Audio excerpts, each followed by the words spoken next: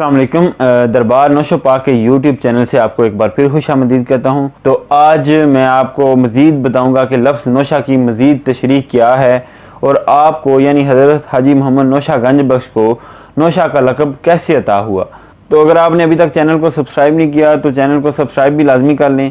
इस वीडियो को शेयर करें, इतना शेयर करें कि नौशो पाक के हर मुरीद तक ये वीडियो पहुंच सके। साथ साथ अगर आप हज़रत हाजी मोहम्मद नौशा गंज बख्श की ज़िंदगी के हालात और वाक़यात के बारे में मज़ीद मालूमात जानना चाहते हैं तो मेरे इस चैनल पे काफ़ी ज़्यादा वीडियोस अपलोड हो चुकी हैं, तो आप उन वीडियोस को भी देख सकते हैं। आज मैं आपको बताऊंगा कि लफ्ज़ नौशा की मज़ीद तशरीह। पहले भी मैंने एक वीडियो में जो पहली वीडियो है उसमें भी बताया था कि नौशा की हज़रत हाजी मोहम्मद नौशा गंज बख्श को जो नौशा का लक़ब अता हुआ है वो उसका मायने क्या है। तो उसमें हमने दो चीज़ें डिस्कस की थी, एक था नौशा फिर ज़ाहिर और नौशा फिर बातन, के बातनी नौशा कौन सा है और ज़ाहिरी नौशा कौन सा है। आज हम एक और नज़र से देखेंगे हज़रत हाजी मोहम्मद नौशा गंज बख्श का लक़ब जो है वो कैसे अता हुआ और इसकी आगे तशरीह किस तरह की जा सकती है। तो अज़कार नौशा में लिखा है कि अगर आप नौशा की तशरीह इस तरह करें कि आप लफ्ज़ को देखें कि नो और शाह, यानी नो और शाह, ये नो आप अलहदा कर लें और शाह अलहदा कर लें। शाह का मतलब होता है बादशाह और नो का मतलब होता है नो। नो एक कामन अदद है, मतलब ये हिंसा है। तो नो और शाह का मतलब जो है वो इस तरह वाज़ेह हो सकता है। और शाह का होता है मतलब होता है बादशाही, यानी बादशाह, यानी नो बादशाहियों का मालिक, यानी नो बादशाहियों की कुव्वत, दौलत या बादशाहत का मजहर, या नो बादशाहत के खजाना जात जो हैं वो इनके पास हैं।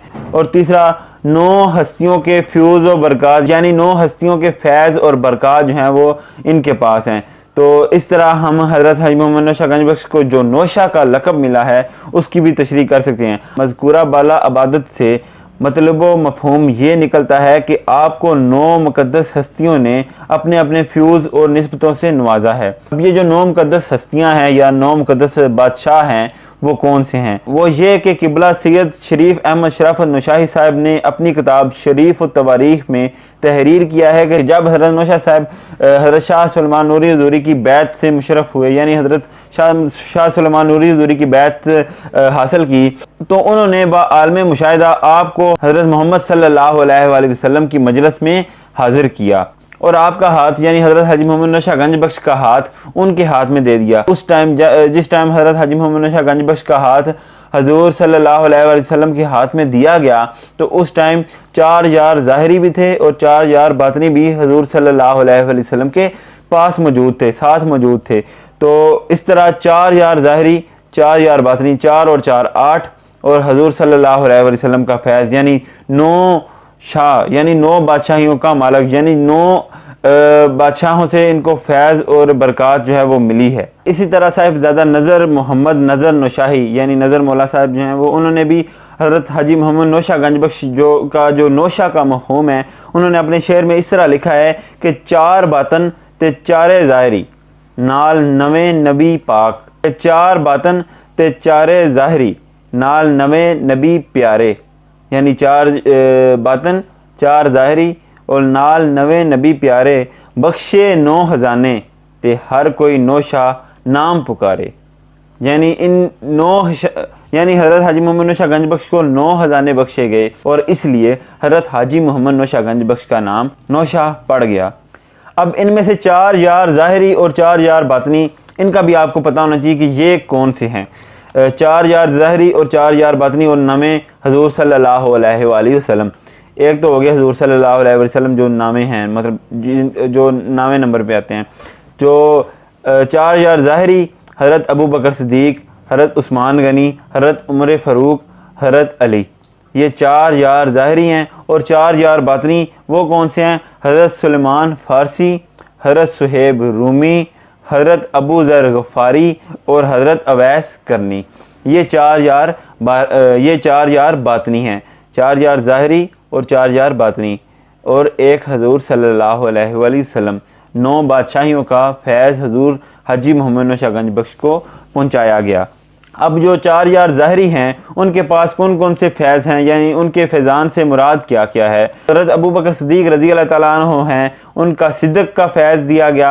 हज़रत उमर फ़ारूक ने अदल का हज़रत उस्मान ज़ुन्नूरैन ने हया का, हज़रत अली मुर्तज़ा ने इल्म शुजाहत का फैज़ अता किया, और 4 यार बातनी और उनके फैज़ान का मतलब ये है कि हज़रत सुलेमान फ़ारसी ने इत्बाए इस्लाम का, हज़रत सुहेब रूमी ने यकीन का, हज़रत अबू ज़र गफ़ारी ने फ़क्र का, और हज़रत अवैस करनी ने इश्क का फैज़ अनायत फरमाया, और खुद हज़ूर सल्लल्लाहु अलैहि वसल्लम ने कमालात नबूवत से फैज़ याब किया। तो इस तरह 9 फैज़ हज़रत हाजी मोहम्मद नौशा गंज बख्श को अता किए गए। अच्छा, हज़रत नौशा गंज बख्श की तशरीह को अगर एक और नज़र से देखा जाए, यानी एक और जहद की जाए, तो इस तरह होती है कि हज़रत हाजी मोहम्मद नौशा गंज बख्श को अगर एदाद के लिहाज से देखा जाए तो 9 शाह यानी 9 एक कामन अदद है, और 9 जो है वो एक ऐसा अदद है जो गिनती में सबसे बड़ा है।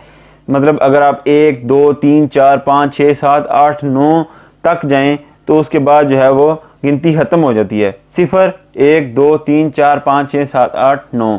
जी हाँ, तो 9 जो है वो सबसे बड़ा अदद है। तो पीछे तमाम जो अदद होंगे वो सबसे छोटे ही होंगे।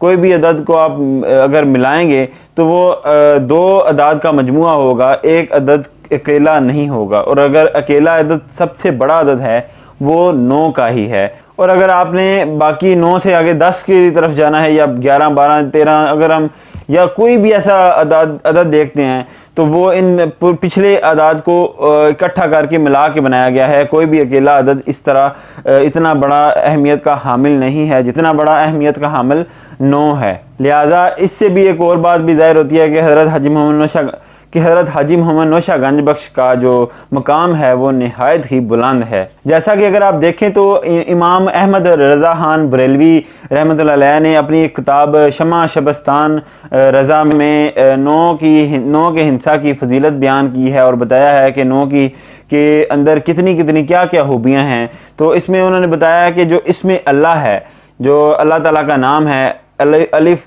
लाम लाम और है, तो इसके जो आदाद बनते हैं वो हैं 66, यानी 66 66 आदाद बनते हैं। अलिफ के जो हैं वो 1, लाम के 30, और फिर लाम के 30, है के 5 आदाद बनते हैं। तो इन सब को अगर मिलाया जाए, यानी 1 30 30 और 5 को मिलाया जाए तो ये सारे बनते हैं 66। जैसे 66 आदाद हैं तो 66 की इकाई और दहाई को, यानी 6 और 6 को अगर हम ज़रब देते हैं तो हमारे पास जो आंसर निकलेगा वो निकलेगा 36। 6 ज़रब 6 बनेगा 36। 36 में अब हमारे पास 2 हिस्से हैं, एक 3 है और एक 6 है। और अगर हम 3 और 6 को आपस में जमा करें तो हमारे पास क्या आंसर आता है? 9।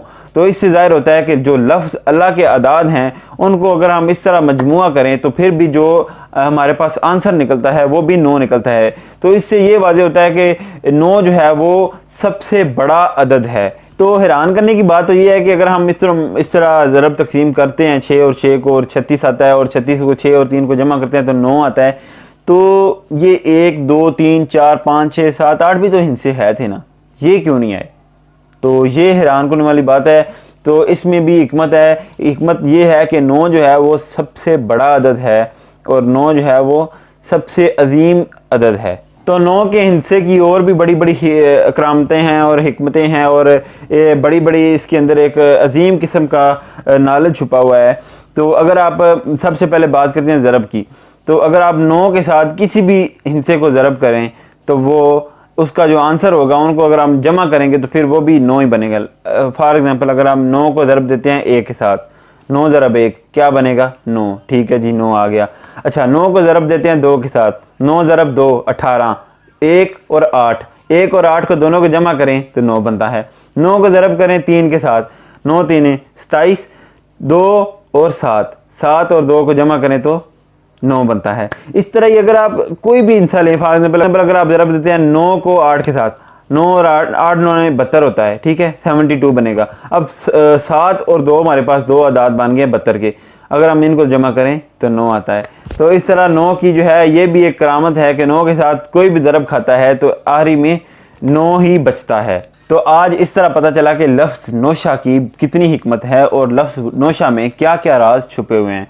तो नो के बड़े बड़े राज हैं, बड़ी बड़ी हिकमतें हैं। मैं पूरी तफसील के साथ या पूरी एक कंप्लीट इंफॉर्मेशन के साथ तो नहीं बता सका, लेकिन जो मुझे महसूस हुआ कि ये आपको चीज़ें बतानी चाहिए, ये आपको पता होना चाहिए। जो अज़कारे नौशा में लिखा हुआ था, जो हमारे बुज़ुर्गों ने लिखा हुआ है, वो मैंने आपके साथ अभी बता दिया है। तो इंशाल्लाह मुझे आज उम्मीद है कि आज आपने काफ़ी कुछ सीखा होगा और आज की वीडियो जो है वो काफ़ी इन्फॉर्मेशन के मुताबिक रही होगी, काफ़ी इन्फॉर्मेटिव रही होगी।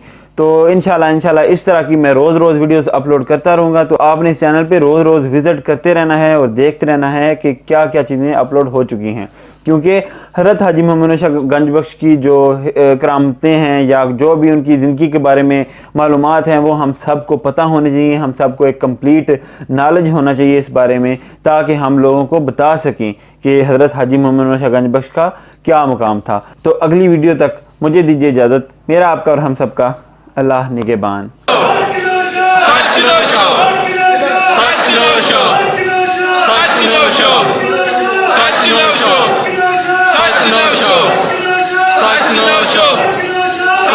Show.